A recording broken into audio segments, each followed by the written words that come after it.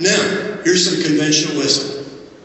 We're running out of cropland. How many have heard that? How many have heard about Mark Twain's expression, buy land, I ain't making any more of it. We're running out of farmland, but are we really? Let's look at some facts here. That's U.S. principal crop acreage. Notice the big jump. We have gone from 316 million acres in 2011 to 328 million acres in 2012. We have found a lot more land. It's come from CRP ground that's come out of CRP, and it's come from hay and pasture ground that's been put into crops as a result of very high prices. Here's the world major crop area. You might say, oh yeah, well, the U.S., we had that CRP ground, and we got all this pasture. But worldwide, we are running out of farmland. No, we're not. That's the trend in world cropland. It's been rising steadily from about 800 million hectares in 2004 to 900 million hectares in 2012. Hectare is about 2.4 acres. World's major crop areas, where is this coming from? This is a chart that shows the increase in acreage from 2000 to 2012.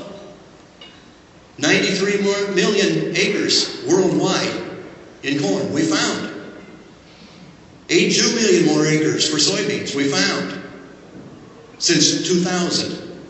The point I'm trying to make here with these slides is that the conventional wisdom that we're running out of farmland, so this big bull market land has just got to keep going and going and going.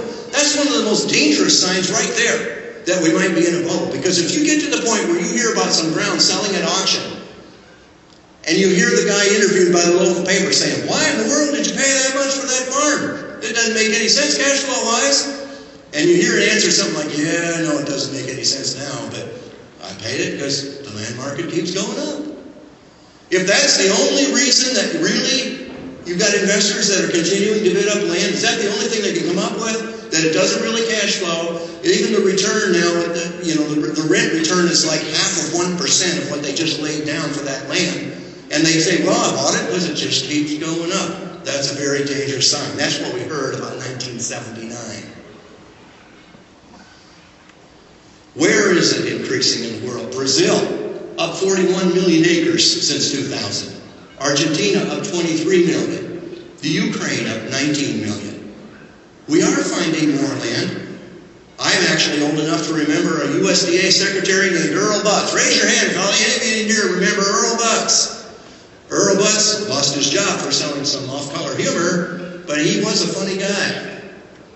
In fact, the first time I met Earl Butz, he had written on the back of his business card, if you can't dazzle them with brilliance, then baffle them with bullshit. They told him, Earl, you can't have that on the back of your business card. But when they were criticizing prices, he said, when prices were too cheap, he said the best cure for low prices is low prices. Because low prices do two things. They cause producers to cut back and they cause consumers to consume more. So then when prices went crazy in the latter part of the 70s, they complained the same way. What do you do about these high prices? Best cure for high prices is high prices. Because high prices will discourage consumption and encourage production. And that's what we're seeing now with the explosion in commodity prices since 2008. Where are we getting more acreage? There's the countries that it's coming from. Even Africa, for crying out loud. Africa's crop area has increased by 36 million acres since the year 2000. How many of you in this room would ever have guessed that Africa had 36 million acres that it could put into production that wasn't already in production?